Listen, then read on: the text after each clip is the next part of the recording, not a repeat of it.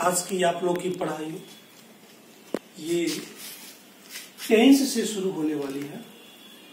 जैसा कि आप लोग अच्छी तरह जान रहे हैं कि हम आप लोगों को ट्रांसलेशन पढ़ा रहे हैं और जिस दिन ट्रांसलेशन पढ़ाए उसी दिन हम ट्रांसलेशन के बारे में बताए, यानी कि इसको हिंदी में अनुवाद कहते हैं। यानी एक भाषा को किसी दूसरे भाषा में बदलने की जो प्रक्रिया होती है वो अनुवाद कहलाती है। To change a language into another language is called translation. उसके तहत हमने आपको use of there, use of has, use of had, use of had पढ़ाया। अब हम ज्यादा समय व्यतीत न करते हुए सीधे टेंस पर आते हैं और उम्मीद करते हैं कि आप वीडियो को अच्छे तरीके से देखेंगे। शब्द है टेंस और टेंस को हिंदी में कहते हैं काल। आपको पता होगा कि हिंदी के सर लोगों ने भी पढ़ाया होगा कि ये जो टेंस होता है, जो काल होता है, उसको वैज्ञानिकों ने 3 भागों में बांटा है। एक वर्तमान काल, दूसरा भविष्य काल और तीसरा भूतकाल। ठीक उसी तरीके से अंग्रेजी में भी एक्सपर्ट्स जो है उसको 3 भागों में डिवाइड किए हैं। एक प्रेजेंट टेंस, दूसरा पास्ट टेंस और तीसरा फ्यूचर टेंस। यहाँ पे देखेंगे प्रेजेंट टेंस हिंदी में वर्तमान काल, पास्ट टेंस भूतकाल और फ्यूचर टेंस भविष्य काल। ऐसा कोई वाक्य, मैं हिंदी की बात कर रहा हूं, हिंदी का ऐसा कोई वाक्य जो वर्तमान में चल रहा है और उसके वाक्य के अंत में है, हो, हूं आया है, तो सीधे प्रेजेंट टेंस होगा, यानी कि वर्तमान काल होगा।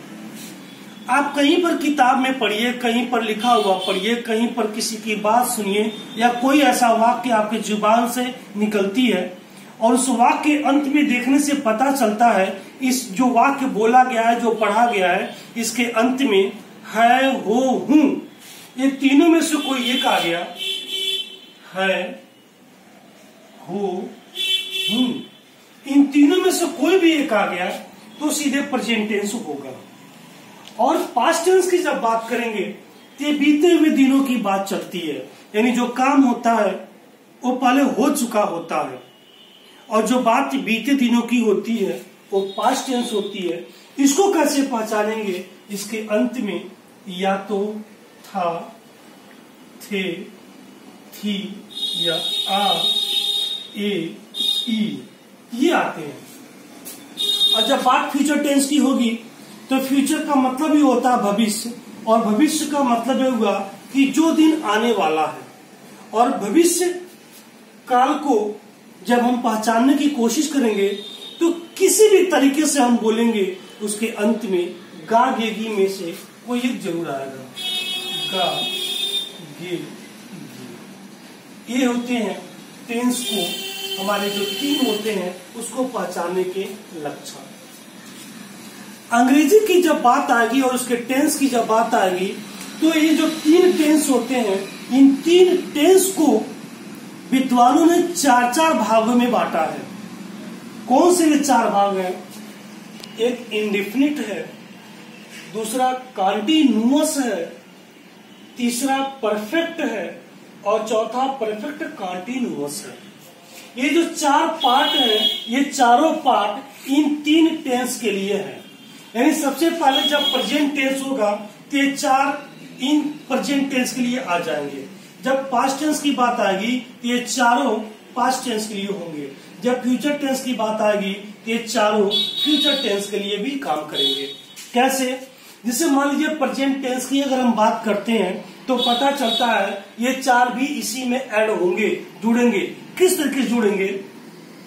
देखिए, present indefinite tense, present continuous tense, present perfect tense, present perfect continuous tense.